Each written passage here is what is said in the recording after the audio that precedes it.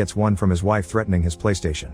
Neil gets tired of all this whining and commands everyone to put their phones away in a bag so they can focus on relaxing. Sometime later, they arrive at Moodley, and while the boys get off the minibus, Candy puts drops on her eyes because they've reddened. It's right before sunset, yet somehow the village seems empty. The group begins a round, and when they see a football they kick it for the laugh without realizing there's a dash of blood in it. Not finding anyone around, Graham decides that Mikey will break into his nan's house to prepare the house for their stay while their boys go get a drink. On their way to the pub, Matt splits from the group, getting curious about a shop called Burning Witch, which has all kinds of gross stuff on display. He also notices the only campaign posters belong to the same female politician that is being sponsored by a brand of wash powder, and the others were torn off. Meanwhile, Mikey looks under all the gander gnomes in his nan's garden for a set of spare keys, not noticing the severed hand on the lawnmower. Once he finds the keys, he finally notices a bloody handprint on the fence. Curious, he looks behind the fence and is shocked to see a bride zombie eating an interesting. When she sees him, she grabs an axe and begins chasing him.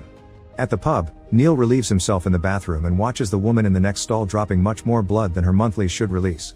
Then he rejoins the group and notices the stench smell wafting in the air. The group chats without knowing there's a rotting corpse behind the counter.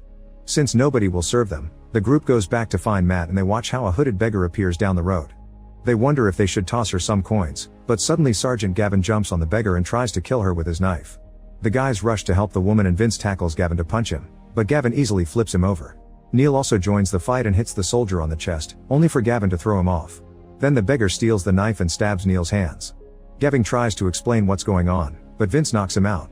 At that moment Mikey shows up and smashes the beggar's head with a garden gnome, revealing she's actually a horrifying zombie.